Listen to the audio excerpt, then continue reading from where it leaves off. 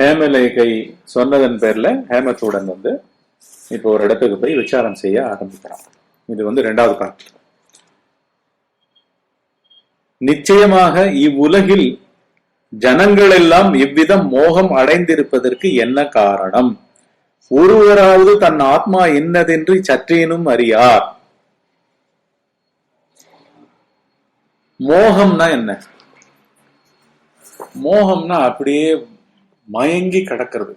பொருட்கள் மேலேயோ, உறவுகள் மேலேயோ, தன் மேலேயோ, தன் ஆரோக்கியத்தின் மேலேயோ, தன் கலைகள் மேலேயோ, தன்னுடைய சுட்டறிவு மூலமாக இருக்கிற விஷயங்கள் மேலேயோ, இப்படி அயல் பொருட்கள் தான் எல்லாமே. அந்நியமா புலன்களுக்கு தென்பட்டு அதை தன்னுடையதான் ஆக்கின்ற இந்த பொருட்கள் மேல ஓயாம விழுந்து கிடக்கிறது பேர் மோகம். மயங்கி கிடக்கிறது பேர் மோகம். மோகம்னா வெறும் பெண் மோகம் மாத்திரம் கிடையாது, ஸ்பெஷலா பெண் மோகம். ஆனா உண்மையில எல்லாமே மோகம் தான். புள்ள மேல வச்சிருக்கிறது மோகம் தான், தன்னுடைய பில்டிங் மேல வச்சிருக்கிறதும் மோகம் தான், தன்னுடைய சொத்து மேல பணம் மேல வச்சிருக்கிறதும் மோகம் தான். அதனால எல்லாமே மோகத்துல விழுத்தும். இவ்வுலகில் ஜனங்கள் எல்லாம் இவ்விதம் மோகம் அடைந்திருப்பதற்கு என்ன காரணம்? ஒருவராவது தன் ஆத்மா இன்னதென்று சற்றேனும் அறியார். தெரியலன்றது இவருக்கு தெரிஞ்சு போச்சுக்கோ. யாரும் பேர்பட்ட ஒண்ணு இருக்குன்றது தன்னுடைய மனைவி மூலமா தெரிஞ்சிட்ட பிறகு, ஆமா இது யாருக்குமே காதுல கேட்கப்பட்டதாவே இல்லையே, சற்றேனும் இந்த உலகத்துல சாதாரண ஒரு விஷயமா இது பேசப்படுறது இல்லையே ஆன்ம ஞானத்தை பத்தி. அதனால இவா அறியாதவர்கள் உலக மக்கள் அப்படின்னு யோசிக்கிறான். ஆனால் எல்லோரும் தங்கள் சுகத்தின் பொருட்டு பற்பலவாக உழைத்து வருகின்றனர். சிலர் வேதாகமங்கள் முதலிய சாஸ்திரங்களை நித்தமும் படிக்கின்றனர். தங்கள் பொருட்டாகவே இவைகளை செய்கின்றனர். அப்படிப்பட்ட தான் என்னார் என்று இவர்களில் ஒருவராவது அறிகின்றது இல்லையே. வேதாகமங்கள் படிக்கிறார், பண்டிதர்களா இருக்கா, ஆன்ம சாஸ்திரங்களையே கூட படிச்சுட்டு அதே சுட்டறிவாக சென்றே இருக்கா. அதுவும் இருக்கு, தாங்களும் இருக்கா. தான் என்ற ஆன்ம பொருள் அறியப்படாமலேயே இருக்கு. இதுக்குத்தான் இதை படிக்கிறோம். தன் சுகத்துக்கு உழைக்கிறான்னு தான் யாருன்னே தெரியல. கை காலுக்கான சுகம் வேணும், வாயா சாப்பிடுறது, மனமா இவ்வளவு பணம் இருக்குன்னு நினைச்சிட்டு அந்த நினைப்பேவா அடைஞ்சது சுகம். நினைப்புக்கு எங்கேயாவது சுகம் வருமா? நான் வரியவனா பிறந்தேன் ஒரு காலத்துல, இன்னைக்கு கோட்டீஸ்வரன் 1000 கோடி வச்சிருக்கேன்னா இது என்ன நினைப்பு தானே. இதுல எங்க சுகம்? இதுக்கோசரம் எவ்வளவு என்னுடைய 60 வருஷ வாழ்க்கையை யூஸ் பண்ணிருக்கேன்னு வச்சுக்கோங்க. 60 வருஷத்துல இந்த பணத்தை அடைஞ்சாச்சு. எங்க யாருக்கு சுகம் வருது? தேகத்துல வருதா, மனத்துல வருதா? சுகம்ன்ற வார்த்தை சுகமா? அது எதான உணர்ச்சியா, தனி உணர்ச்சியா? அப்படின்னா என்ன? இது எல்லாமே தோன்றி மறைகிறது.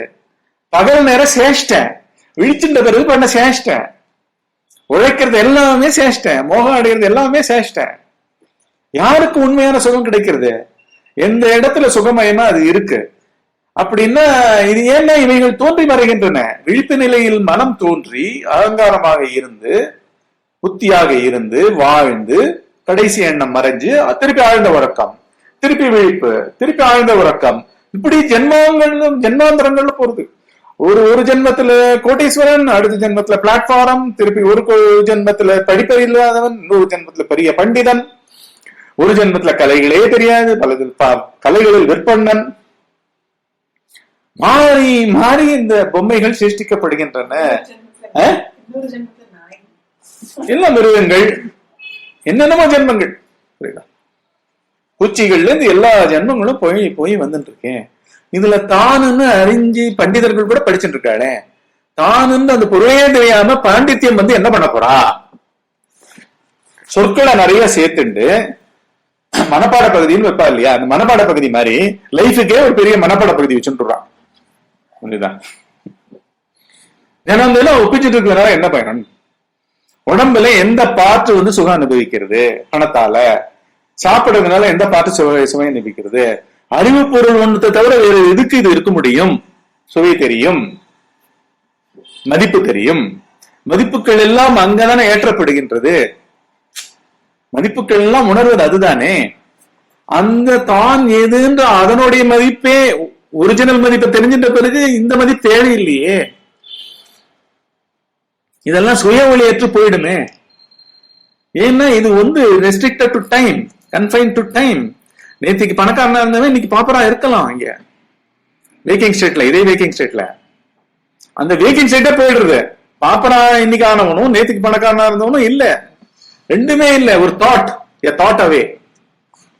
இதுதானே, இப்படித்தானே இந்த மயாஜலம் மாதிரி, கண்கட்டு வித்த மாதிரி தங்களை தாங்களே மறைச்சுக்கிறா, பாண்டித்யம் மூலம் கூட மறைச்சுக்கிறா அப்படின்றதுதான் சொல்றா. அப்படிப்பட்ட தான் இன்னார் என்று இவர்களில் ஒருவராவது அறிகின்றது இல்லையே. இந்த பிராந்திக்கு காரணம் யாது? இந்த மயக்கம், இந்த குழப்பத்திற்கு காரணம் யாது? ஆச்சரியம்!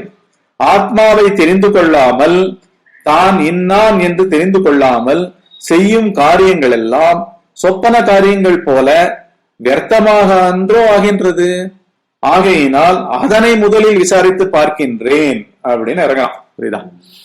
எங்க டூயிங்க பிடிக்கலாம், டூயரை பிடிக்கலாம். என்னடா ஆட்டம் ஆடுற, என்னடா பண்ணிட்டு இருக்கேன் இங்க அப்படின்னு அதிகாரமா பார்வையை பார்க்கணும், விசார பார்வை. புரியுதா? என்ன வேணும் உனக்கு, என்ன அடைஞ்சு நீ இது வரைக்கும் பண்ண காரியங்களை நீ அடைஞ்சது என்ன? அடைஞ்சவன் எவன் உங்ககிட்ட? எந்த பகுதியில உட்கார்ந்துட்டு இருக்கான்? உள்ள சைக்காலஜில உட்கார்ந்துட்டு இருக்கானா, பாடியில உட்கார்ந்துட்டு இருக்கானா, உலகத்துல இருக்கானா? எல்லாம் சேர்ந்து ஒன்னா ஓடி போடுறது ஆழ்ந்த உறக்கத்துல. புரியுதா? இதை முதலில் விசாரிக்கின்றேன் என்று அது இறங்குறான். மனை, நிலம், தானியம், நாடு, தனம், பெண்டீர், கன்றுகள் என்னும் இவைகளிடத்தில் நான் என்று தோன்றாமையால் இவைகள் சற்றேனும் என்னுடைய சொரூபம் ஆகாது. இதுதான் நான் தேடி தேடி அலையிறேன். புரியுதா? தனத்தை தேடி அலையிறேன், பெண்டிரை தேடி அலையிறேன், நிலபுலன்கள் வாங்கணும்னு அலையிறேன், தானியங்கள் சேர்க்கணும்னு அலையிறேன், நாட்டை பெருக்கணும்னு அலையிறேன். இப்படின்னு இவைகள்ல நான் புத்தியே இல்லை, எல்லாம் அந்நியமா இருக்கு. அதை காசு கொடுத்து வாங்குறேன். ஒரு பொண்ணு கல்யாணம் பண்ணிக்கணும்னா செலவழிக்கிறேன், காசை செலவழிச்சு அவளை கொண்டு வந்து எனக்கு குழந்தைகளை பிரவர்த்தி பண்ண வச்சு இப்படி என் படாத பாடுபட்டு, புரியுதா, இப்படிதான் பண்ணிட்டு இருக்கேன். இவைகள்ல நான் இல்லையே. இவைகள் நான் கண்ணை இப்படி மூணாலே அவைகள் இல்லை. ஒரு க்ஷணத்துல என்னுடைய விழிப்பு நிலையிலே என்னுடைய கவனம் எந்த ஒரு செல்ஃப் இன்ட்ரெஸ்ட்ல இருக்கோ அந்த செல்ஃப் இன்ட்ரெஸ்ட் தவிர மீது எதுவுமே இல்லாம போயிடும். கரெக்டா?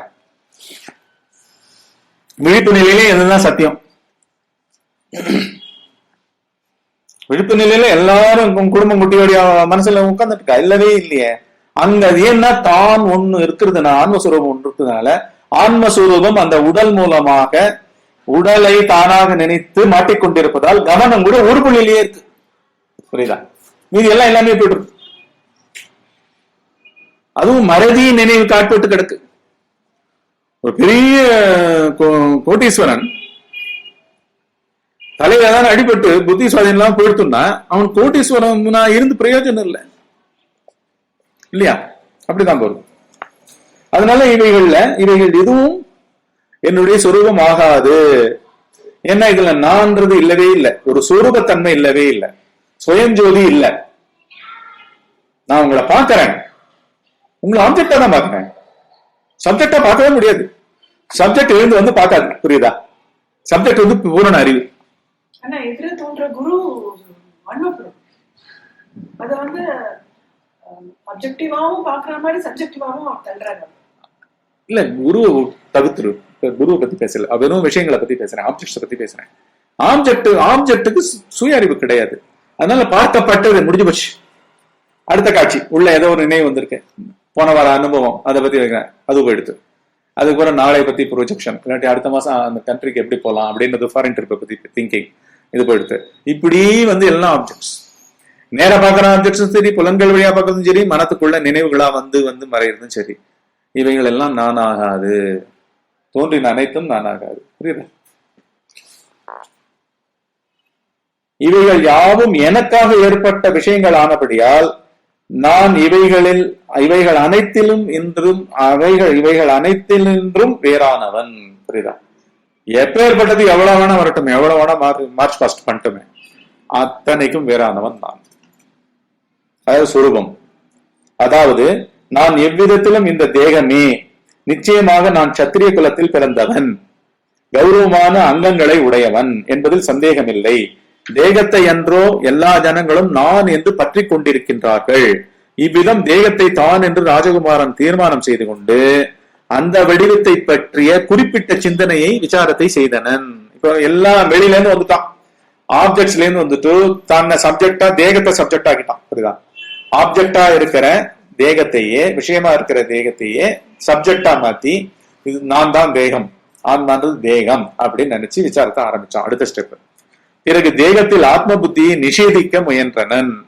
அதாவது தேகத்துல ஆத்மாவா இருக்கிறத, என் கை, என்னோட ஆரோக்கியம் நான், என்னுடைய அழகான வடிவம் நான், என்னுடைய அமைதியான முகம் நான், அப்படி இப்படின்னு பல விதமா தோன்ற தேகத்தை பத்தி அனைத்து காட்சிகள்ல இருந்தும் ஆன்மஸ்வரூபத்தை விலக்கி பார்க்க முடியுமான்னு பார்க்க ஆரம்பிக்கிறான். புரியுதா? அகோ என்னுடையது என்பதற்கு ஆதாரமானதும் உதிரம், அஸ்தி, அஸ்தின்னா எலும்பு, உதிரம், அஸ்தி முதலியவற்றின் பொக்கிஷமும் க்ஷணத்திற்கு க்ஷணம் மாறிக்கொண்டிருப்பதுமான இந்த தேகம் எவ்விதம் என் சுரூபமாகும்? கண்ணை மூடி அவன் சிந்தனை பண்ணும் பொழுது, விசாரம் பண்ணும் பொழுது உடம்பே தள்ளி போயிட்டு இருக்கு. புரியுதா? ஆப்ஜெக்ட் ஆயிட்டு இருக்கு, எல்லாம் ஆப்ஜெக்ட் ஆயிட்டு இருக்கு கம்ப்ளீட்டா. தேகத்திலிருந்து ஒரு அங்கம் வெட்டுண்டு விழுந்து விட்டால் அதனிடம் நான் என்று வருகிறதில்லை. கை வெட்டி கீழே கிடக்குன்னா அது எழுந்து ஐயோ உன்னோட கை நான் விழுந்து கிடக்கேன், நான் விழுந்து கிடக்கேன், நான் என்ற நீ எடுத்து ஒட்டிக்கோ அப்படின்லாம் அது கதறது இல்லை என்பது மாத்திரமன்று அது கட்டை ஓடுகளுக்கு நிகராகி விடுகின்றது. ஒரு 10 நிமிஷத்துக்குள்ள ஒரு ஐஸ் பேக்ல போட்டு எடுத்துட்டு போனா அந்த வரல ஒட்டிக்கலாம். இப்பத்திய விஞ்ஞானம் பிரகாரம் 1/2 மணி நேரம் 1 மணி நேரம் ஆச்சுன்னா டெட் அண்ட் கான். அவ்வளவு அவன் விரல் போனதுதான். உன்னுடைய விரலா இருந்தது இப்ப கிடையாது, உனக்கு விரல் இல்ல, கால் இல்லாத நொண்டினி அப்படின்னு தான் அது கொடுக்கப்படுறது.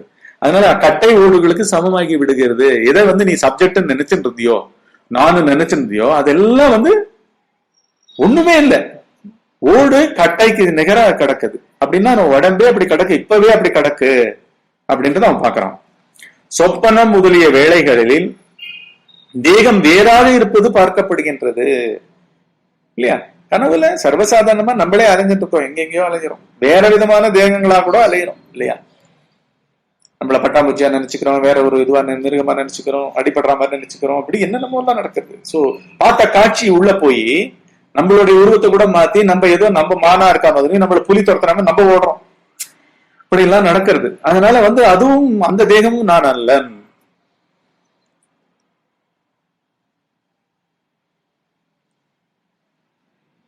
பிராணனும் இவ்விதமே என்னுடையது என்பதை ஆசிரியத்தது. என்னுடைய பிராணன், என்னுடைய உயிர், பிராணன்னா உயிர், என்னுடைய உயிர் அப்படின்றதும் ஒரு காட்சி. என்னுடைய உயிர் விலை மதிப்பற்றது. என்னுடைய உயிரை நான் இந்த நாட்டுக்கோசரம் கொடுக்கிறேன், என்னுடைய உயிரை என் பசங்களுக்குன்னே நான் அர்ப்பணிச்சேன், என்னுடைய உயிரை வருத்தி நான் கட்டின எழுப்பின எம்பையர் இது அப்படின்னு எல்லாம் நம்ம பேசுற அந்த உயிரும் அந்நிய பொருள், அந்நிய தோன்றின பொருள் கிடையாது. ஆன்மா உனக்கு வேறாகவே இருக்கு, நானுக்கு வேறாகவே இதெல்லாம் இருக்கு.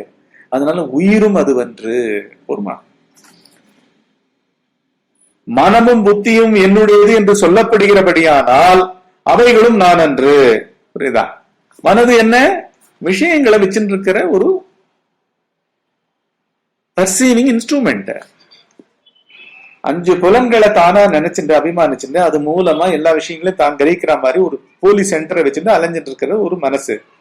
புத்தி தனக்கு மேன்மை, தனக்கு நல்லது, தனக்கு லாபம், தனக்கு நஷ்டமாக கூடாது, இப்படின்னு எல்லாம் ஒரு கிளியர் கட்டா கர்மங்கள் ஊரே தன்னுடைய இருப்பை வச்சுட்டு இப்படி அலைஞ்சிட்டு இருக்கிறது.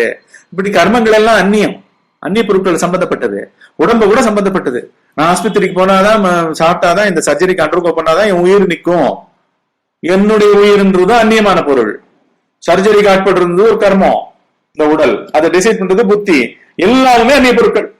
அட் எ கிவன் மூமெண்ட் எல்லாம் அந்நிய பொருட்கள். இதுவையில் நான் அன்று இப்படின்னு எல்லாம் விசாரிக்கிறான். ஆதலினால் தேகம் முதல் புத்தி வரை உள்ளவைகளில் இவைகள் அனைத்தினின்றும் வேறானவன் நான் என்பதில் துளியும் சந்தேகமில்லை. நான் இல்லாமல் இருக்கிறேன் என்று ஒருவேளையாவது விளங்காததால். புரியுதா? யாருக்குமே எப்பவுமே அந்த நானுன்னு அது என்னன்னு தெரியாம அது இல்லைன்றது மாத்திரம் இல்ல. புரியுதா? நான்றது பிராணன் சொல்றா, நான்றது திஸ் இஸ் மை டெசிஷன் அப்படின்றா, என்னுடைய இது தீர்மானம் இதுதான், முடிவு இதுதான் அப்படின்றா. அந்த என்னுடையது நான் இல்லைன்னு தானே தெரியும். ஆனா நான் எப்பவுமே இல்லாம இல்லை, அதுவும் நிச்சயமா தெரியும். புரியுதா? எப்ப விளங்கிட்டு ஆப்ஜெக்ட்ஸ் போறது வருதே தவிர தூக்கத்துல கூட நான் இல்லைன்னு யாரும் சொல்றது இல்லை. ஆழ்ந்தவர்கள் எழுந்த நன்னா தூங்கினேன்னு சொல்றது யாரு? நான் நன்னா தூங்கினேன்னு தான் அர்த்தம். அதுக்கு நான் நன்னா தூங்கலைன்னாலும் நான் இருந்திருக்குன்னு அர்த்தம். யாருக்கு தெரிஞ்சது அனுபவமாச்சு? புரியுதா? எண்ணங்களா உபாதைகளா இருந்து தூங்க விடாம பண்ணதும் தூங்க விடாம ஆக்கப்பட்டதும் நானுன்ற அளவுக்கு தேகம் மூலமா அந்த நானை நினைச்சுக்கிறான். அதனால நான் தூங்கலன்னு கூட சொல்றான். ஆக மொத்தத்துல at any point in time no one says I don't exist. எல்லாரும் ஸ்பஷ்டமா பேசிட்டே இருக்கா. ஏன்னா இந்த பிராணன் கூட நான் இல்லை அப்படின்னும் போது டெத்துல என்ன ஆகுது? உயிர் போறது. எப்படி அது இல்லாம போகும்? தூக்கம் மாதிரி தானே போறது டெத்து. நான் எப்படி விளங்காம இருக்கும்? புரியுதா? அறியாத அவளுக்கு எது இப்படிலாம் அறியாம இதெல்லாம் நானா நினைச்சிருந்தாலும் அந்த நானாவே டெத்துக்கு அப்புறம் இருக்க போகுது, கனவு மாதிரி. புரியுதா? சிம்பிள். இப்ப போனவர் கனவு ரூபமா சுத்திட்டு இருக்கு போறாரு. என்ன வருதோ அப்படி பார்த்துட்டு போறாரு, பிள்ளைய பார்த்துட்டு போறாரு, பேரனை பார்த்துட்டு போறாரு. திடீர்னு இல்லாட்டி வேற எதுக்கு ஆசைப்பட்டு போவாரு. இங்க ஹோட்டல் உட்காந்து சாப்பிடுற மாதிரி பார்ப்பாரு, பிடிச்சத. அப்பா இப்ப என்ன கண்ணு தெரியுது, முதல்ல கண்ணு தெரியாம இருந்தது அப்படின்னு தனக்கு தானே சமாதானம் சொல்லிப்பார். புரியுதா?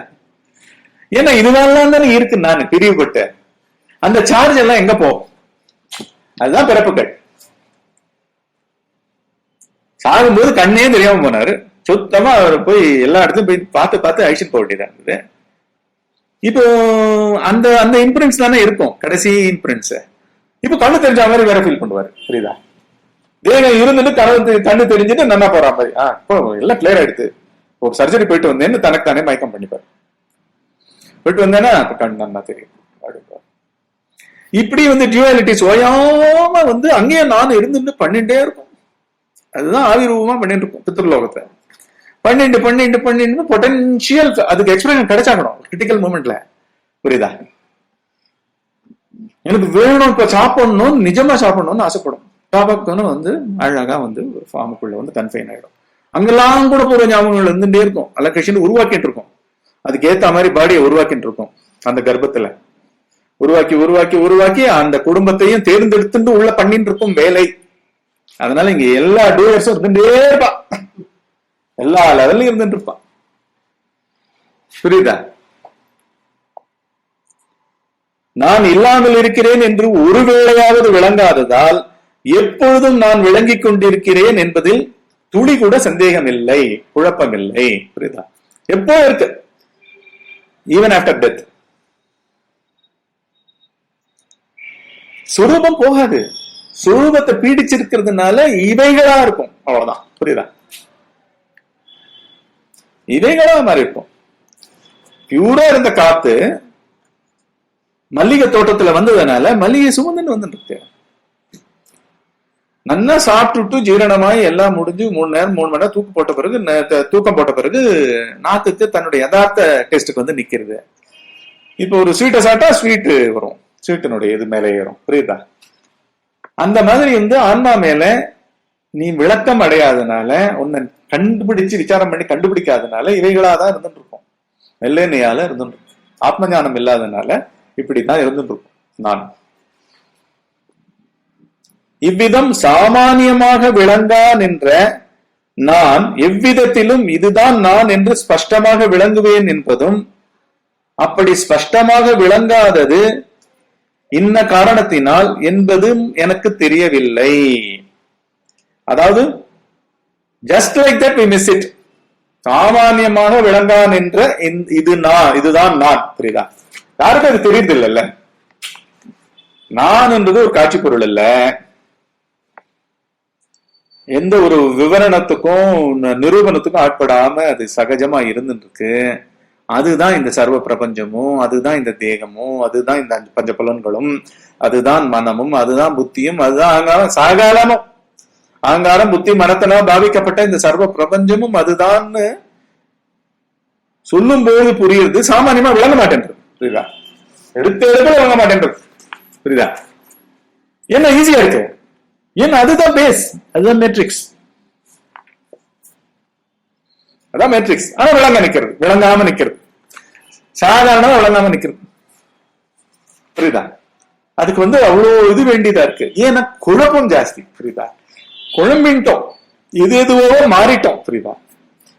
தூய ஒளி, நீ வீட்டு பால்கனில நீ கலர் கண்ணாடி போட்டதுனால மாத்திட்ட. வீட்டுக்குள்ள வர சூரிய வெளிச்சம் எப்ப பாரு எப்படி இருக்கு, பச்சை கலர்ல வருது. நீ மாத்திட்டு என்னது பச்சை கலர் நீ குழம்பின்னு இருந்தா. சூரிய ஒளி ஒரிஜினலா வெண்மையா இருக்கு, அதுதான் அதனுடைய நேச்சர். அது மறந்தே போயிடுத்து. புரியுதா? அதனுடைய சாமானியத்துவம் மறந்து போயிடுத்து. அப்படி ஸ்பஷ்டமாக விளங்காதது என்ன காரணத்தினால் என்பதும் எனக்கு புரியவில்லை. புரியுதா?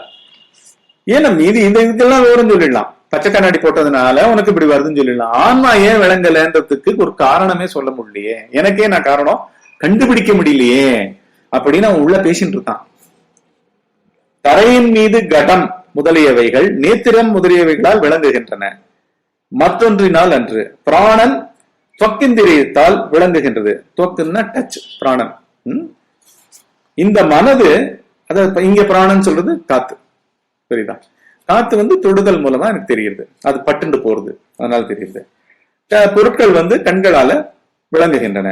இந்த மனது ஞானத்தினால் என்றும் ஊகிக்க கூடும். இந்த மனது அறிவாவும் இருக்குல்ல, இப்ப நான் சொல்றதெல்லாம் விளங்கிட்டே இருக்குல்ல. எதுக்கு விளங்குறது? மனத்துக்கு தான் விளங்கிட்டு இருக்கு. மனம் கூர்மையா புத்தியா போய் பார்த்துட்டு இருக்குல்ல. அப்படின்னா அதுக்கும் அறிவுனாலதான் அது விளங்குறது. ஏன்னா கேட்கப்படுற பொருள் சப்ஜெக்ட் அறிவு சம்பந்தப்பட்டது, பியூர் அறிவை காமிச்சுட்டு இருக்கிற ஒரு சப்ஜெக்ட், அதை பத்தி பேசப்படுகின்றது. அதனால இதுவும் அறிவா இருக்கு, ஞானமா இருக்கு அப்படின்னு மனத்தை கூட சொல்லலாம், யூகிச்சு சொல்லிடலாம். புத்தியும் இவ்விதமே என்னலாகும். நான் விளங்குவது என்ன காரணத்தினால் தெரியாமல் இருக்குது. புரியுதா? இதுக்கெல்லாம் சொல்லிட முடியுது. புரியுதா?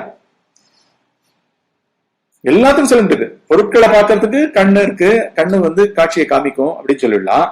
பிராணனை பிராணன்னா காத்து, காத்தினோட அசைவை படுதல் மூலமா சொல்லிடலாம். மனது கூட ஆமா ரிஃப்ளெக்ட் ஆனாலும், ரிஃப்ளெக்ட் ஆன பொருட்களை பத்தி யோசிக்கும் போது கூட எனக்கு இந்த சைடு இது வேண்டாம்பா, கொஞ்சம் அந்த சைடு போடுப்பா, எங்களுக்கு இது பாத்ரூம் ஆனா 10 அடிக்கு 8 அடி போடுப்பா, அதெல்லாம் பெரிய பாத்ரூமா வேணும் அப்படின்னு எல்லாம் இன்டெலிஜென்ட்டா பேசுறது. அந்த ஸ்பேஸ்னுடைய இதை பத்தி, மேனேஜ்மெண்ட்டை பத்தி ஒரு வீடு கட்டும் பொழுது. சோ இது அறிவாவே இயங்கின்னு இருக்கு அப்படின்னா இதுவும் ஞான பொருள்னு கூட சொல்ல முடியும். ஆனா சொரூபமே அறிவே அப்படின்றது மட்டும் ஏன் வழங்கல? புரியுதா? குட்டி குட்டியா பாட்டா எனக்கு விளங்குறது எல்லாம். டோட்டலா நானே அறிவு சுரூபம் ஏன் விளங்கல? அது என்ன காரணத்தினால விளங்கல அப்படின்னு 2 குரூஷியல் கொஸ்டின்ஸ் அவன் கேட்கறான். தன் விசாரத்துல தான் கேட்டுக்கிறான். இந்த அனாத்ம விஷயங்கள் விளங்குவதானால், அனாத்ம விஷயங்கள்னா இந்த மாதிரி கண்ணுக்கு தெரிகிற காட்சி, காற்றுக்கு தெரிகிற தொடுகை உணர்ச்சிகள், மனது கூட இன்டெலிஜென்ட்டா இருக்கு. நிறைய விஷயங்கள்லாம் கேரியர் வெளியில வாழற வாழ்க்கையெல்லாம் எல்லாமே இன்டெலிஜென்ட்டா இருக்கு. இன்டெலிஜென்ட்னா அறிவுனாலதான் அவைகள் ஞானமா இயங்குகின்றன, மனம் கூட அப்படின்லாம் தெரியுது. இந்த அனாத்ம விஷயங்கள் விளங்குவதனால் எனக்கு ஆத்மா விளங்காதிருக்குமானால் அவைகளை நான் நினையாமல் இருந்து விடுகிறேன். இப்ப ஒரு சங்கல்பம் பண்றான். புரியுதா? புரியுதா? இந்த அனாத்ம விஷயங்கள், இதெல்லாம் அனாத்ம விஷயங்கள். காட்சியா தெரியுது, தன்னுடைய 5 புலன்கள் மூலமா உணரப்படுகிற அந்த விஷயங்களா இருக்கிறது. மனம் கூட இன்டெலிஜென்ட்டா இருக்கு, மனம் கூட ஞானத்தினால அறிவுனால தோன்றி மறைகிறது, அது கூட இன்டெலிஜென்ட்டா இருக்குன்னா இதெல்லாம் அனாத்ம விஷயங்கள். ஏன்னா இவைகள் ஆத்மா உணரப்படுகின்றன, பார்க்கப்படுகின்றன, கேட்கப்படுகின்றன, தொடப்படுகின்றன. புரியுதா? தோன்றிய விஷயங்கள்ல அனாத்ம விஷயங்கள். அதனால இப்பேற்பட்ட அனாத்ம விஷயங்களை ஃபர்ஸ்ட், இதனாலதான் ஒருவேளை எனக்கு ஆத்மா தெரியலையோ என்னவோ, இவைகளை நான் முற்றுமாக புறம் தள்ளி ஒதுக்கி வைத்து விட்டு என்னை பார்க்கிறேன் அப்படின்னு பர்ஃபெக்ட் சங்கல்பத்துல இறங்குறான். புரியுதா? ஃபர்ஸ்ட் என்னுடைய இவைகளை மமகாரத்தை தூக்கி தள்ளணும் போன சசங்கத்துல. இப்ப நானை தூக்கி சொல்றான். இந்த அனாத்ம விஷயங்களா இருக்கிற நான்கள், புரியுதா? நான்ன்றது என்னுடைய மனம், நான்ன்றது என்னுடைய தொடுகை உணர்ச்சி, நான் என்றது பார்க்கும் காட்சி, இப்படி எல்லாம் விரிஞ்சு பறந்து இறஞ்சு கிடந்ததெல்லாம் ஒட்டு மொத்தமா தள்ளுறோம், புரியுதா? இந்த அனாத்ம விஷயங்கள் விளங்குவதனால் எனக்கு ஆத்மா விளங்காது இருக்கின்றது. ஆகையால் இந்த அனாத்ம விஷயங்களை நான் நினையாமல் இருந்து விடுகிறேன். அப்பொழுதாவது நான் நன்றாக விளங்குவேன் என்று இவ்விதம் தீர்மானம் செய்து கொண்டு தன் மனத்தின் போக்கை நிறுத்தினதின் மேல் ஒரு கணத்திற்குள்ளே அடர்ந்த இருளானது அவனுக்கு காணப்பட்டது. அப்படியே ஒரு ஸ்டில்னஸ் கொண்டு வரான்,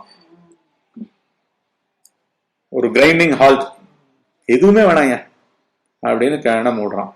அடர்ந்த இருளானது காணப்பட்டது மனத்துல. இதுதான் என் ஆத்மஸ்வரூபம் என்று அவன் மனத்தில் நிச்சயித்துக் கொண்டு மிகவும் சந்தோஷம் அடைந்து இன்னும் சிந்தனை செய்தான், புரியுதா? நிச்சயமாக இன்னும் ஒரு தடவை பார்க்கிறேன் என்று சலித்துக் கொண்டிருக்கும் தன் மனத்தை திடமாக நிரோதம்னா நிறுத்துது, நிரோதம் செய்த வேளையில் கனப்பொழுதிற்கு ஆதி அந்தமற்றதும் ஒளிவீசா நின்றதுமான ஒரு நிபிடமான தேஜஸை கண்டான், புரியுதா? ஒரு ஒளி, அதுக்கு பிகினிங் கிடையாது, எண்டும் கிடையாது, ஒரு பிரகாசமா அந்த பிரகாசத்தை பார்க்கறான் இரண்டாவது தடவை நிறுத்தும் போது. அதற்கு பிறகு ராஜகுமாரன் ஞாபகம் அடைந்து விஸ்மயத்துடன் இத்தென்ன இவ்விதமாய் இருக்கிறது என்று சிந்தனையுடன் ஆகிறான். அகோ, நான் பலவாறாக காண்கின்றேனே, ஆத்மாவானது யாது? ஒரு தடவை இருட்டு, ஒரு தடவை பிரகாசம், புரியுதா? ஆத்மாவானது யாது? இவ்விருத்தங்களாலான தோற்றங்கள் ஆத்மாவாகுமா? விருத்தங்கள்னா தோற்றுதல்கள், விருத்திகள் அர்த்தம்.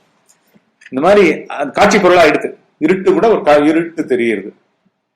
இருட்டு தெரியறதுனாலே தெரிஞ்சுன்னு இருக்கிறவனும் இருக்கான், இருட்டும் இருக்கு.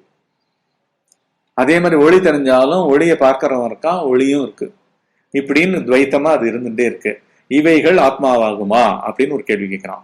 பின்னும் பார்க்கின்றேன் என்று அவன் தன் மனதை நிரோதம் செய்ததின் பேரில் அவன் சித்தமானது நித்திரையினால் லீனமாகி தூக்கத்துக்கு போயிடுத்து. அவ்விதம் நெடுநேரம் இருந்து விட்டது, புரியுதா? அவனுடைய சித்தம் என்னாச்சு? மனம் புத்தி அப்படியே இதுவாயிடுறது, தூக்கத்துக்கு போயிட்டான். அந்நித்திரையில் அநேக விசித்திரமான காட்சிகளை சொப்பனத்தில் கண்டான். பிறகு உணர்ந்தவனாகி பலமான சிந்தனை செய்ய ஆரம்பித்தான். காட்சிகள் வந்துட்டு இருக்கு. கண்ணை மூடின உடனே இருட்டு, தூக்கம், தூக்கத்துல அறிவு மழி கிடக்கு, திடீர்னு தானா சொப்பனங்களை கொண்டு வருது, புரியுதா? அவனுடைய லேட்டன்ட் இம்ப்ரெஷன்ஸ் எல்லாம் மேல சொப்பனமா வருது. நான் என்ன உறக்கம் கொண்டவனாகி கனவுகளை கண்டேன். என்னால் இதற்கு முன் காணப்பட்ட இருளும் ஒளியும் கூட சொப்பனத்தின் தன்மை உள்ளவனாகும். எங்கெல்லாம் பார்ப்பவனா இருக்கோமோ, பார்க்கப்பட்ட காட்சியை பார்ப்பவனே உற்பத்தி பண்றான். அவனுடைய ஐடியா தான் அது, அவனுடைய பாஸ்ட் ரிஜிஸ்ட்ரேஷன்ஸ் தான் அது. புதுசா வந்துருவே முடியாது. பார்ப்பவன் இருந்தா பார்க்கப்பட்டது இருக்கும். அப்படின்ற ஒரு திடமான ஒரு ஞானம் இப்ப வருது அவனுக்கு, புரியுதா? அதுவும் சொப்பனம் தான். இருளை பார்த்ததும் சொப்பனம் தான், பிரகாசத்தை பார்த்ததும் சொப்பனம் தான், திரும்பி தூங்கிட்டும் கனவு கண்டதும் சொப்பனம். அது மாதிரிதான் அதுவும் இருந்தது. வேக்கிங் ஸ்டேட்ல தியானம் பண்றோம், இந்த மாதிரி விசாரம் பண்றோம், தனியா போய் உட்காந்துக்கிறோம். உட்கார்ந்துட்டு என்ன பண்றோம்? திருப்பி உள்ள இருக்கிறத தான் எடுத்து உட்கார்ந்து பார்த்துட்டு இருக்கோம். Pre prepared, pre concluded, pre perceived அப்படின்னு கரெக்டா தெரியுது அவனுக்கு. இதற்கு முன் காணப்பட்ட இருளும் ஒளியும் கூட சொப்பனத்தின் தன்மை உள்ளவனாகும். மனதின் உல்லாசம் என்றோ சொப்பனம். மனதின் உல்லாசம்னா மனம் அப்படியே கட்ட விட்டு போறது, புரியுதா? ஆனா போடா, எப்ப பாரு உன்னோட தாட்ஸாவும் உன்னோட உடம்பாவும் உன்னோட உலகமாவும் பிசிக்கல் உலகமாவும் விழிப்பு நிலையா இருந்து போர் அடிச்சு என்ன ஆகுது? டபாங்க ரிலீஸ் ஆகுது, புரியுதா? அதுக்கு தனியா அழுத்தி வைக்கப்பட்ட எனர்ஜி இருக்கு இல்லையா, அது ரிலீஸ் ஆகுதுதான் உல்லாசம். அதுதான் சொப்பனம். கட்டு விட்டு கிளம்புறது. சொப்பன வாழ்வில் மகிழ்ந்துன்னு ஒரு பாட்டு இருக்கேன், சுப்பிரமணிய சாமி உனை மறந்தார்னு. அததான் மனத்தின் உல்லாசம் என்ற சொப்பனம். அப்படிப்பட்ட மனத்தின் உல்லாசத்தை நான் எவ்விதம் நீக்குவேன்? மறுபடியும் என் மனதை நிகரம் செய்து பார்க்கின்றேன் என்று தீர்மானம் செய்து கொண்டு திடமாக தன் சித்தத்தை பல்லை கடித்துக் கொண்டு நிரோதம் செய்தான். அதன் மேல் அவன் மனம் சலியாது இருந்து ஆனந்த சமுதிரத்தில் மூழ்கினவன் போலானான். இன்னும் டீப்பா போறான். புரியுதா? வெறும் ஸ்டில்னஸ கொண்டு வரல, வெறும் ஒரு ஸ்தூல ஸ்டில்னஸ கொண்டு வரல. வெறுமை ஒரு பொருள் அப்படியே அசைஞ்சிட்டு இருக்குன்னா ஓடிட்டு இருக்கிற ஃபேனை நிறுத்துன்ற மாதிரி நிறுத்தினான் முதல்ல. இப்ப அப்படி இல்ல. இப்ப என்ன பண்றான்? நிஜமா நிறுத்துறான். இது ஒரு பொருள் இல்லைன்னு பாக்குறான் மனத்தை. புரியுதா? இந்த நிறுத்துகள் என்ன? இது ஒரு பொருள் இல்லை.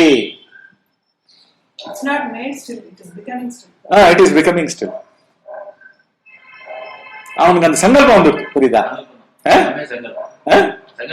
டீப் சங்கல்பம். டீப் சங்கல்பம் என்ன? இது என்ன நான் நிறுத்துறது, ஓடுறது, இதுக்கு சொப்பனமானமா மாறுறது, ரிலீஸ் ஆகுறது தானே, இந்த ஆட்டமே வேணாம் அப்படின்னு பல்ல கடிச்சுட்டு உடம்புக்குள்ள மனசு இருக்கா மாதிரி நினைச்சுட்டு பார்க்கும் பொழுது என்ன ஆகுது? சகஜமா நிக்கிறது. சகஜமா நிற்கும் போது ஒரு ஆனந்தம் வருது அவனுக்கு. புரியுதா? ஒரு ஆனந்தத்துல முழுகிறான்.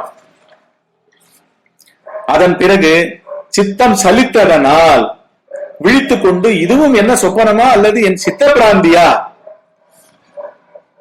சித்த பிராந்தினா அப்படியே நிறுத்துறது. புரியுதா? சித்த பிராந்தியா? ஆச்சரியம். இது உண்மையாக இருக்குமானால் எண்ணக்கூடாததாக இருக்கின்றது. அதாவது எண்ணங்களுக்கு அகப்படாததாக இருக்கு இந்த ஆனந்தம். நான் விஷயங்களுள் ஒன்றையும் அனுபவியாமல் இருக்கும் பொழுது அடைந்த சுகம் எவ்விதம் உண்டாயிற்று? விஷயமே இல்லாம மனமே தானாவே நின்றுடுத்தோம். நின்றப்போ ஒரு சுகம் உண்டாச்சு. இது எப்படி விஷயங்கள் சாதாரணமா என்னுடைய சுகம் எப்படி? அதை சாப்பிட்டதுனால சுகமா இருப்பேன், நினைப்புனால சுகமா இருப்பேன். பரவாயில்ல, ஒரு வாரமா உடம்பு ஜுரமா இருந்தது, இப்ப சரியாயிடுது அப்படின்னு ஒரு நினைப்பேன். அதை உடம்போட சம்பந்தப்படுத்தி அசௌகரியத்துல இருந்து சௌகரியமானதை நினைச்சு சந்தோஷப்படுவேன். எல்லா சுகங்களும் ரிலேட்டட் பொருட்களை உத்தேசி வந்துட்டு இருக்கு எனக்கு. இது ஒரு பொருளும் இல்லாம தானா சுகம் வந்திருக்கேன், எப்படி இது அப்படின்னு அதை பார்க்கலாம். ஆகோ இதன் கண் உண்டான சுகத்திற்கு சற்றேனும் ஒன்றாவது நிகராகாதே. என்ன விஷயங்கள் சம்பந்தம் இல்லாம சுகம் வருதுன்னா அது பெரிய எஸ்டேட் தானே. ஒண்ணுமே இல்லாத சுகம் தான், வைராகிய சுகம் மாதிரி ஒரு சுகம் வருது. இது இதுக்கும் நிகராகாதே, பொருட்கள் சுகத்துக்கு நிகராகாதே. நான் சுழுத்தி போல் ஒன்றும் தெரியாதவனாக இருக்கும் பொழுது இந்த சுகம் எப்படி ஏற்பட்டது? இந்த சுகம் உண்டானதற்கு காரணம் என்னதென்று எனக்கு புலப்படவில்லை. காரணமின்றி உண்டாகுமா?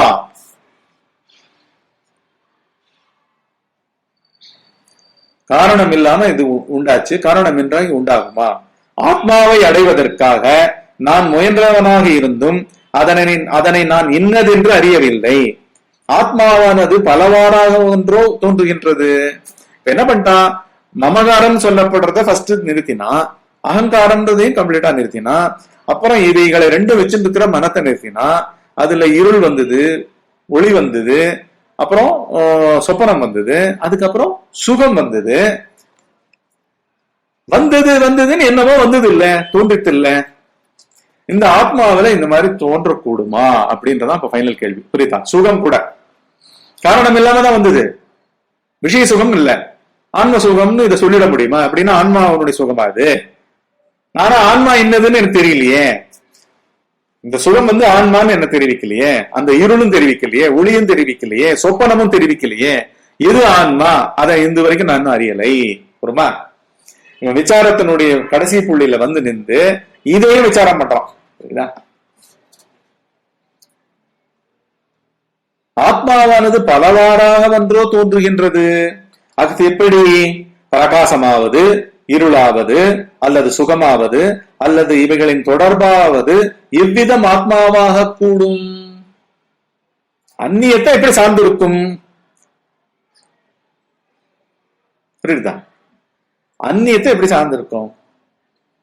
உலகத்திலேந்து முழமளமா தன்னுடைய தேகத்தையும் தள்ளிட்டு சூக்ஷ்ம சரீரமான மனத்தையும் நிறுத்தி இப்படி எல்லாம் பண்ண பிறகு இதெல்லாம் எப்படி தோன்றக்கூடும் அப்படின்னு கேள்வி கேட்கிறான். இதனுடைய முடிவு எனக்கு விளங்கவில்லை. ஆதலால் விதூஷியான என் பிரியையை கேட்கிறேன் என்று அவன் நிச்சயம் செய்து கொண்டு துவாரபாலகனை அழைத்து தன்னிடம் ஹேமலேகையை அழைத்துக் கொண்டு வரும்படி ஆஞ்ஞாபித்தான். கம்ப்ளீட் கன்ஃபியூஷன்ல இருந்துட்டான். அதான் ஃபைனல் கன்ஃபியூஷன். அவளை கேட்டாதான் தெரியும் அப்படின்னு சொல்லிட்டு அவளை வர சொல்லி அழைச்சிட்டு வர சொல்லி இது பண்றான். துவாரபாலகனுடைய மொழிகளினால் ஒரு முகூர்த்தத்திற்குள் அங்கு வந்த ஹேமலேகை மேருகிரியில் இந்துவின் ஒளி போல அந்த உயர்ந்த மேடை மீது ஏறி சென்றனள். அவ்விடத்தில் தன் பிரியனான ராஜகுமாரன் நிச்சலமாகவும் விசாரமின்றி இந்திரியங்கள் யாவற்றையும் அடக்கினவனாகவும் தன் உள்ளத்தில் சாந்தமடைந்தவனாகவும் இருப்பதனை கண்டனள். உடனே அவன் அருகே சென்று அவன் இருக்கும் ஆசனத்திலே உட்கார்ந்தனள். இப்போ இந்த வரைக்கும் பண்ணவாளுக்கு இது வரைக்கும் அந்த சாந்தம்லாம் வந்துடும். அதெல்லாமே ஒரு பவர்.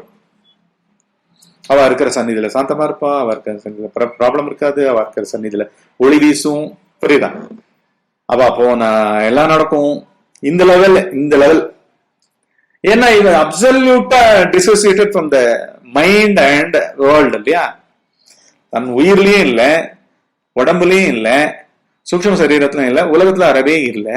அப்படின்னா ஏகமா ஒரு பொருளா கூர்ந்து நிக்கிறாளா இல்லையா? அதுவே ஒரு சாந்தத்தை கொடுக்கறதா இல்லையா? இந்த நிலைகள் எல்லாம் கூட நல்ல சுப லட்சணங்களா அந்த ஏரியா உடன் இருக்கிற மக்கள் எல்லாருக்கும் நல்ல கதிகளை கொடுக்கும். இப்படி எல்லாம் இருக்கிற அவனை பாக்கிறா. உடனே அவன் அருகே சென்று அவன் இருக்கும் ஆசனத்திலே உட்கார்ந்தனள்.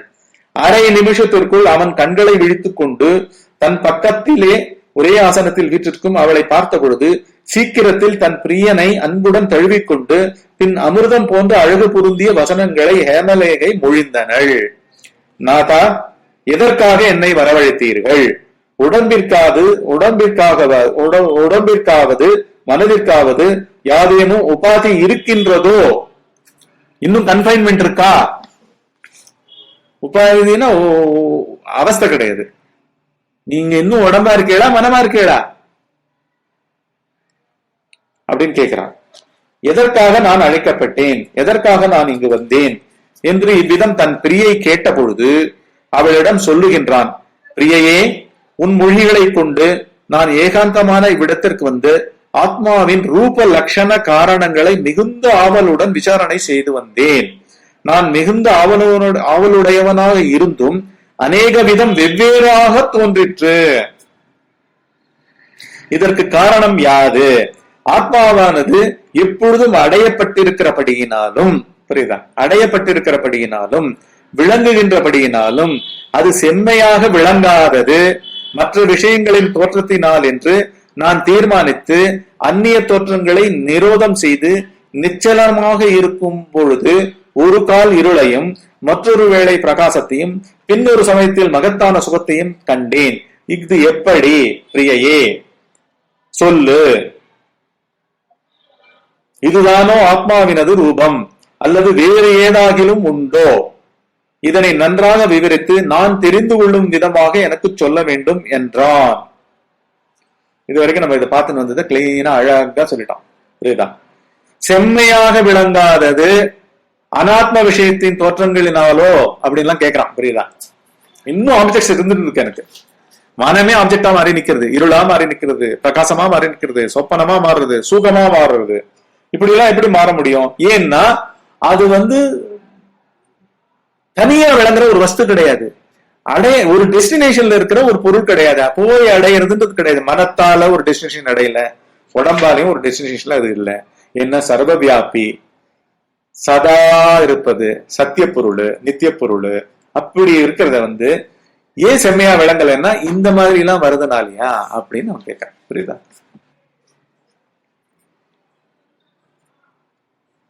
இதுதானோ ஆத்மாவினது ரூபம், அல்லது வேறு ஏதாகிலும் உண்டோ? இதனை நன்றாக விவரித்து நான் தெரிந்து கொள்ளும் விதமாக எனக்கு சொல்ல வேண்டும் என்றான்.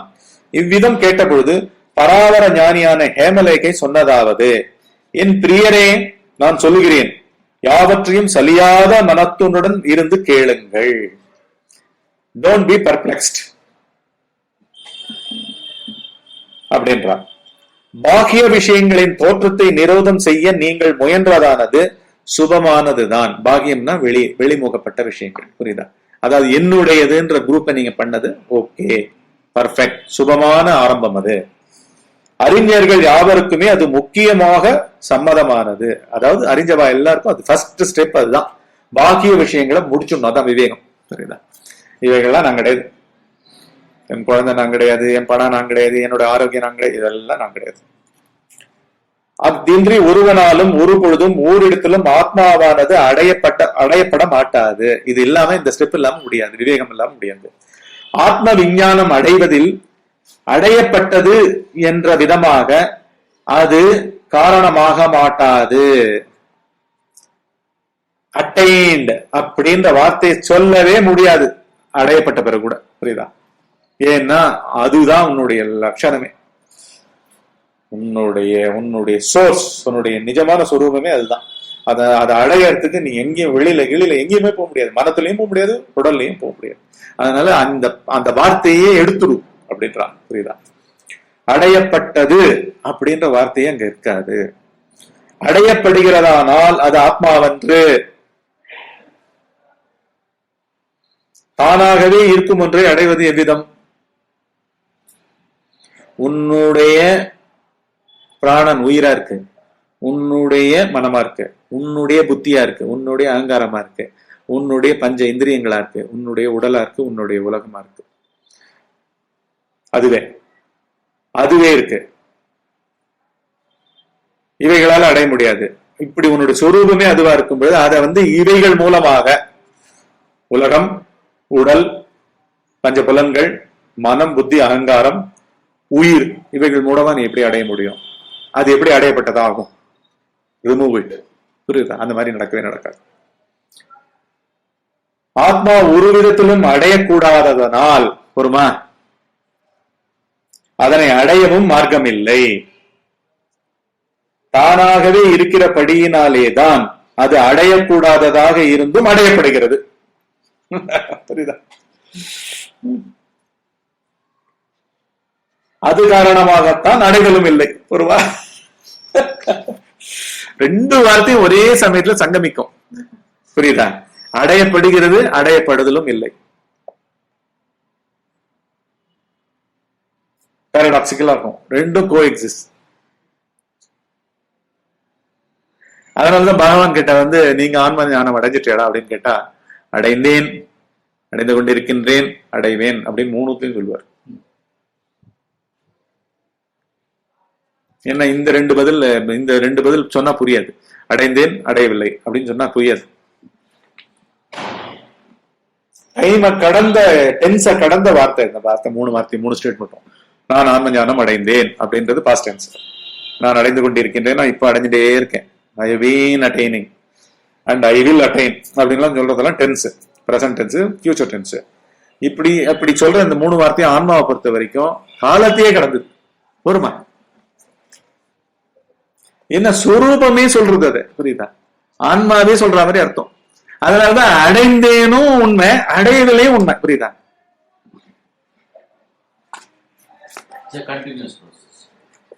கண்டினியூஸ் சொல்லக்கூடாது. கண்டினியூட்டி கொடுக்கறதுக்கு ஒரு பீயிங் வேணும். எட்டர்னல், சித்தமா இருக்கிறது. ஃப்ளோயிங் இல்ல, அச்சலம்.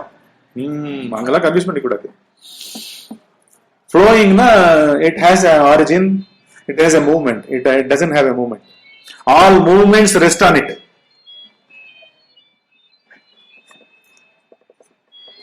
மூவ்மெண்ட்டுக்கு மூவ்மெண்ட் லெஸ் தான் பேஸ் கொடுக்கணும். ரோடும் சேர்த்து நகரக்கூடாது காரோட.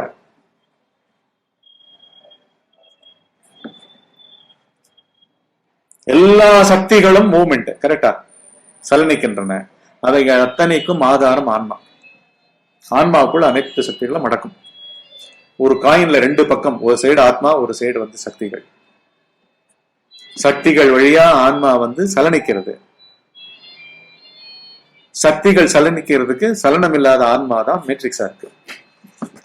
பற்றுக்கூடாது, பற்றிக் கொள்வது இது. ஆதாரம் அது ஆன்மா, ஆதேயம் இது. இந்த நிரோதமானது ஆத்மாவை அடைகிறதற்கு அன்று. இப்ப நீ நிறுத்தின, மனத்தை நிறுத்தின, சித்தத்தை நிறுத்தின, புத்தியை நிறுத்தின, எல்லாத்தையும் நிறுத்தினதெல்லாம் ஆன்மாவை அடைவதற்கு இல்ல அப்படின்றார். இதற்கு உதாரணம், உலகத்தில் இருளால் மூடப்பட்ட விஷயங்கள் தீபங்களால் அவ்விருளானது நிரோதம் செய்யப்படுமானால் அடையப்பட்டான போல தோன்றுதல் போலவும். இந்த ரூம்ல இருட்டுல மூழ்கி கிடக்கு, 10 வருஷம் கழிச்சு அந்த ரூமுக்கு வரும். கும் இருட்டா இருக்கு, எல்லா ஜன்னலும் அடைச்சு கிடக்கு, ஒரு சூரிய ஒளியோ எங்க எதுவும் போல. வந்து நீ லைட் போட்டவன தான் பாக்குற, பெரிய பெரிய பர்னிச்சர்ஸ் இருக்கு, பெரிய பெரிய சோஃபாவும் இதுவும் இருக்கு. இப்ப என்னமோ அது என்னமோ புதுசா அந்த பொருட்கள் தோன்றினது போல கொடுக்கிறது, புரியுதா? இருளால் மூடப்பட்ட விஷயங்கள், வஸ்துக்கள் புதுசா தோன்றினது மாதிரி இருக்கு. அதுதான் உதாரணத்துல சொல்றான். தீபங்களால், உலகத்தில் இருளால் மூடப்பட்ட விஷயங்கள் தீபங்களால் அவ்விருளானது நிரோதம் செய்யப்படுமானால் அடையப்பட்டன போல தோன்றுதல் போலவும், ஒருவன் பிராந்தியினால் தன் பொன்னை கோல்டன் மறந்துவிட்டு பின் மற்ற எண்ணங்களை அகற்றி ஒரே கவனமாக இருந்து ஞாபகப்படுத்திக் கொண்டது நஷ்டமானது கை சேர்ந்தது போல தன் பொன்னை அடைகின்றான். கழுத்திலேயே போட்டு தேடுறான்ல, மூக்கு கண்ணாடியை கழுத்திலேயே தொங்க விட்டு எங்கேயோ வச்சுட்டேன்னு தேடி டக்குன்னு இங்க தொட்டு பார்க்கும்போது மூக்கு கண்ணாடி தொங்கிட்டு இருக்கு தெரியற மாதிரி. இப்ப எங்க அடைஞ்சான்? எங்கேயுமே போகல, வெளியில தேடினதுதான் வேஸ்ட் இல்லையா? போல பொன்னை அடைகின்றான். பொன்னை அடைவதற்கு நிரோதமானது எவ்விதம் ஏதுவாகவில்லையோ, நிரோதம்னா என்ன? தேடுறது, வெளியில எல்லாம் போய் எல்லாத்திலையும் தேடுறது, சாதனம் எல்லாம் பண்றது, புரியுதா? மனத்தை நிறுத்தி பாக்குறது, இது பண்ணி பாக்குறது, எல்லாமே இதெல்லாம் ஹெல்ப் பண்ணல ஆன்மாவை அடையிறதுக்கு, புரியுதா? அததான் சொல்றா. டூயிங், ஈவன் சாதகம் பண்றது கூட ஆனா வேணும், புரியுதா? இது ரெண்டும் கோ எக்ஸிஸ்ட். சாதகமற்ற சாதகம் வேணும், அதி சூட்சமான சாதகம் வேணும், அதுதான் நுண்மதி. அதுதான் அந்த வார்த்தை ரொம்ப முக்கியம். அது நீங்க பண்ணல, அது பண்ணிட்டு போயிட்டே இருக்கும். ஆமா, போய் அடைஞ்சாதான் நிக்கும். அதுதான் பாக்கியம். அது இழுக்கிறது புத்தி, அது இழுக்கிறது. ஆன்ம பொருள் விடாது, உனக்கு தெரிவிக்காம விடாது. ஜுக்குன்னு அப்படி சக் பண்ணிடும். சன்னத்துக்கு பேக்கரிக்கு போறாரு, தெரிவிக்காம விடாது.